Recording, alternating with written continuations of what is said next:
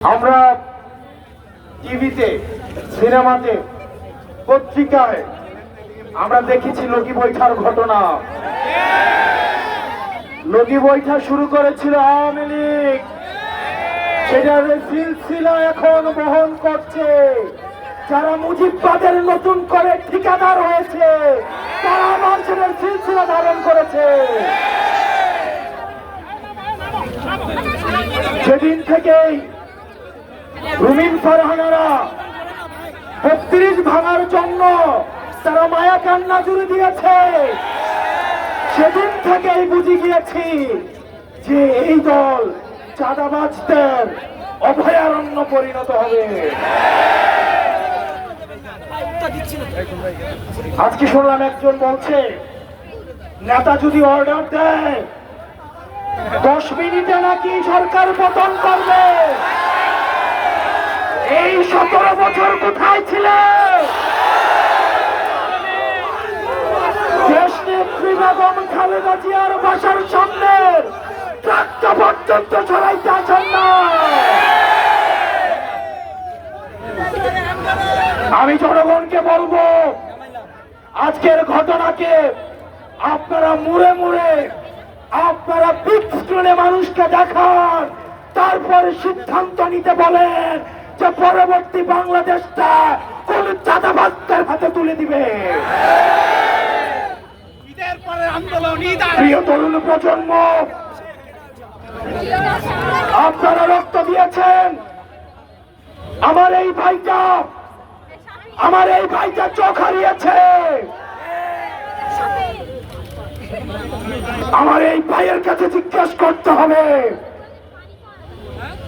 তারা বলছে আমাদের যেহেতু যতদিন না পর্যন্ত নির্বাচন হয়, তারা যদি সরকার গঠন না করে তাহলে নাকি এগুলো অব্যাহত থাকবে।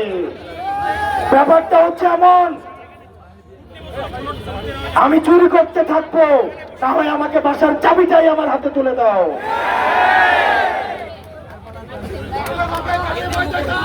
আপনারা জেল থেকে বের হয়ে বলছিলেন মাসুম বাচ্চারা, আর আজকে আপনারা বড় বড় কথা বলেন। আজকে আপনারা মুজিববাদের ঠিকাদার হয়েছেন। আমরা দেখছি বিএনপির আরেকজন রয়েছে, জয় বাংলা স্লোগান দেয় ওনার প্রোগ্রামে। যদি বিএনপি করে জয় বাংলা স্লোগানই দেওয়ার আগে, তাহলে বিএনপি করার কি দরকার? আওয়ামী লীগ করা উচিত। এই ভোটবাদের জন্য বিএনপির ত্যাগী কর্মীরা আজকে বঞ্চিত, নির্যাতিত, নিপীড়িত। তারা এতদিন ধান খেত, ঘুমাতো, ঢাকায় এসে রিক্সা চালাতো। আমার বিএনপির ত্যাগী ভাইদেরকে, কর্মীদেরকে এই নেতারা, এই ভোটপাররা প্রতারিত করেছে, প্রতারিত করছে, প্রতারিত করবে। প্রিয় দেশবাসী, অনেক নেতা রয়েছে বিএনপি, আমরা বর্তমানে দেখছি তাদের গাড়িতে আওয়ামী লীগের সময় শুধু পতাকাটাই ছিল না, না হয় একজন মন্ত্রীর সকল সুযোগ সুবিধা তারা ভোগ করেছে। আমি চ্যালেঞ্জ দিয়ে বলছি, বিএনপির শীর্ষ নেতৃবৃন্দকে চ্যালেঞ্জ দিয়ে বলছি, প্রয়োজনে ফেস টু ফেস আমি ডিবেট করতে রাজি।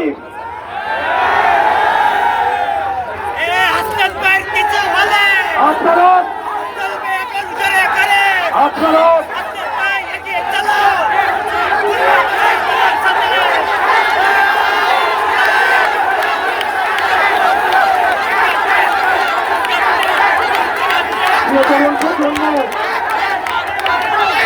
প্রিয় তরুণ প্রজন্ম, আমাদেরকে ভয়ভীতি দেখানো হয়। আমরা যে এই জীবনটা যাপন করছি, এই জীবনটাই আমাদের বুনাস জীবন। আপনি কারে বই দেখাবেন?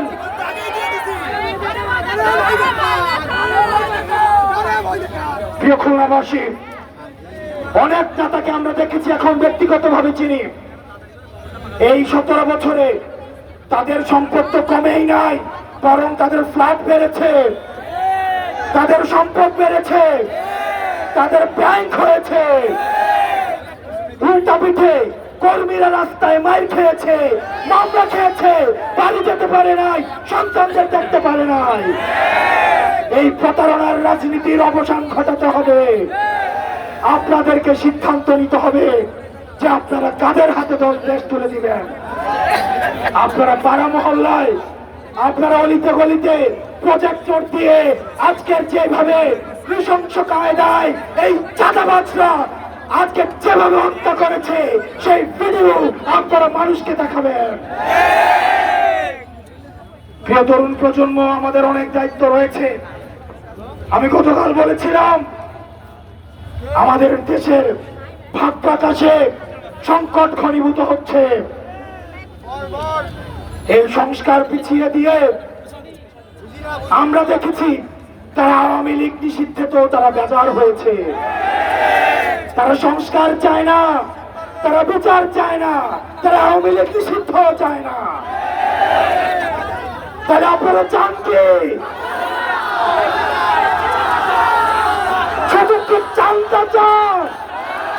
যদি চান্দা লাগে আমরা সবাই মিলে উঠাইয়া চান্দা দেই।